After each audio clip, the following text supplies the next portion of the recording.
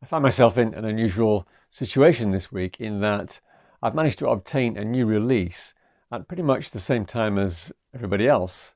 I've mentioned before on numerous occasions that I tend to hold off buying new releases because, well, first of all, it takes time for them to get to Japan, and they tend to cost quite a lot of money compared to what people pay overseas. But on this particular occasion, I managed to get this new CD here, live at the Houston Astrodome 1974, for a pretty good price. I paid $26 for that here in Japan. So I don't know, is that a good price? It seems reasonable to me.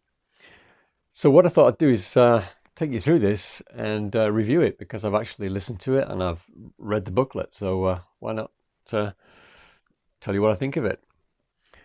It's a typical MRS release with a hard cover with a booklet on the inside, which we'll go through in a minute. I don't think that's the best cover that they've ever done. Every time I look at it, I keep thinking that Elvis is driving along a Jeep with the brown part here looking like sand and the bluer part here looking like the ocean. It's almost like a 1970s version of the opening sequence of Live a Little, Love a Little. But anyway, he's not actually at the beach.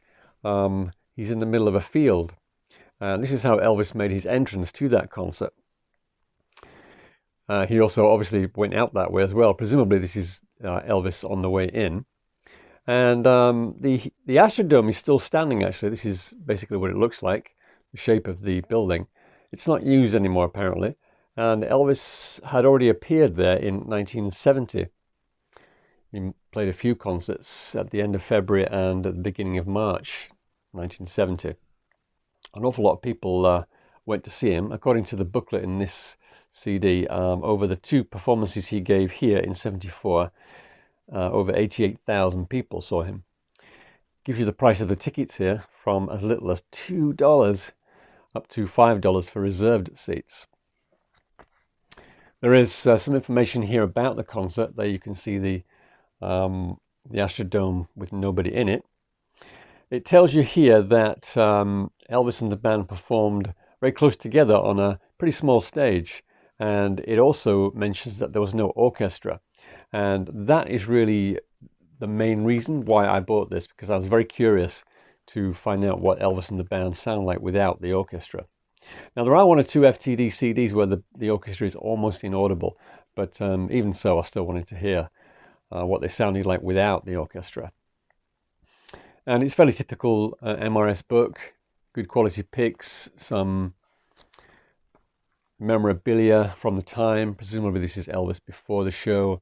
That's certainly the jumpsuit he wore that day. Mixture of color and black and white shots. And here he is coming in on the Jeep. You can see red there in the background, Red West. There's a notice there, somebody's holding up a sign saying Elvis, who is, what does it say? Peanut Almond. If anybody knows what that refers to, please let me know. This is also the way that Elvis entered the arena, I suppose you'd call it, back in 1970. There he is, still making the rounds, reaching out to fans. I think Vernon's on that Jeep as well.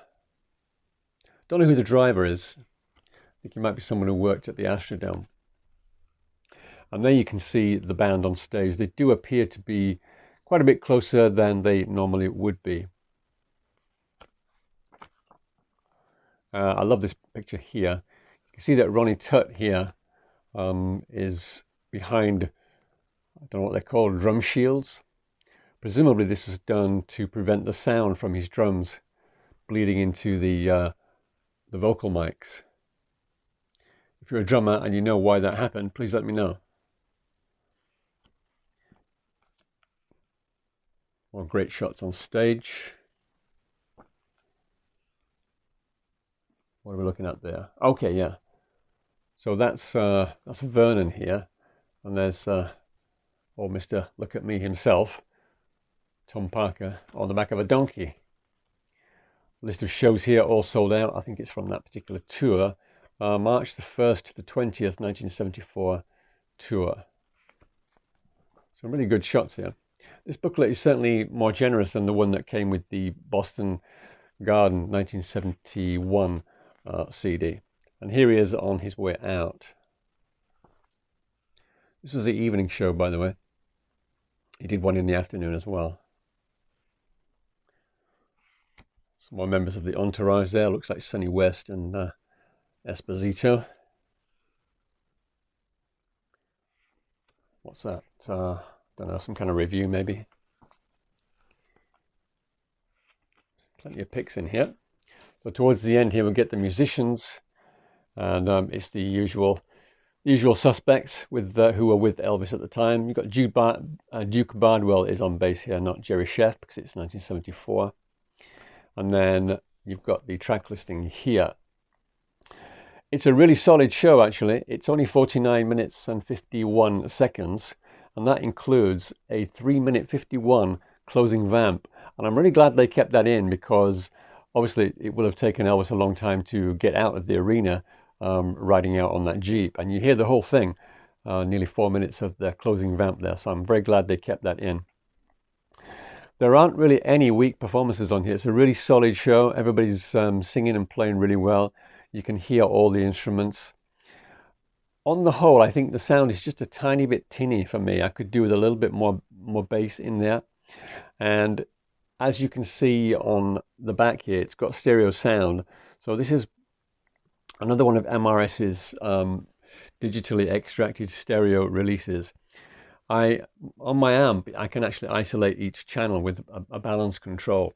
And it's not that you hear some things in left channel but you can't hear in the right. Basically, you can hear everyone in both channels, but the two channels sound distinctly different.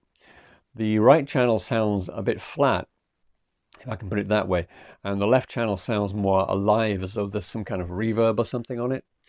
But it does create a stereo effect. The first time I heard any MRS stereo release, digitally extracted stereo concert, it kind of blew me away. I noticed the difference straight away. This particular concert is available on an FTD, I think it's a 3 CD set called Houston, and then 2 other city names, which I can't remember offhand. But yeah, just to go back to the set list very briefly, there are no real surprises. The first show of the tour on March the 1st, you can get on an FTD CD called Sold Out. And there are only a couple of different performances to what's on this CD here. He just made a couple of changes to the set list. But even things like CC Rider and I Got a Woman and Love Me, All Shook Up, these staples that he did at the start of every show, they're all really good. It's kind of a really no-nonsense show. There's not much messing about between songs, presumably because there's such a big distance between Elvis and the audience. But you can hear the audience applauding, which is good. It gives it a bit of atmosphere. The orchestra, you don't, obviously they're not there, and you notice that most on songs like Polk Salad Annie, Suspicious Minds, and Can't Help Falling in Love. And it is really good to actually hear a concert without them, just for once. It kind of makes you appreciate them when they're not there, but at the same time, it's good to hear that they are not there. You can hear what the band are actually playing more often. There's only one thing about the whole concert that I don't like. I could do without. And if I tell you it's during the song Fever, I wonder if you can guess what I'm talking about. Well, maybe some of you do know what I'm talking about. It's the bit in the song where Elvis says, what is it now? I light up when you call my name. And then he goes, Elvis! And that always kind of annoys me, if I'm honest. I think if he'd done it at one concert and one concert alone, that would have been okay. But unfortunately, he does it here. Every time I listen to a live version of Fever now, I'm kind of nervous as it gets up to that point. You know, is he going to shout Elvis? But anyway, on this particular live performance, he doesn't do an over the top Elvis. He doesn't scream it. He just does it in a kind of a quiet way, if you can do it in a quiet way. So it's not too bad, but I can do without that. But otherwise, yeah, it's a really good show. The sound quality is very good. As I say, just to my ears, it's a little bit tinny, but the stereo effect is definitely noticeable. And it's a solid show all around. Good to hear without the orchestra, just to see what they sound like. And as ever with MRS, it's a very, very good package. So if you can pick it up at a good price, I would definitely recommend it. Have you got this CD? What do you think about it? Let me know in the comments section below. But I'll see you in the next video. Thanks for watching. Cheers.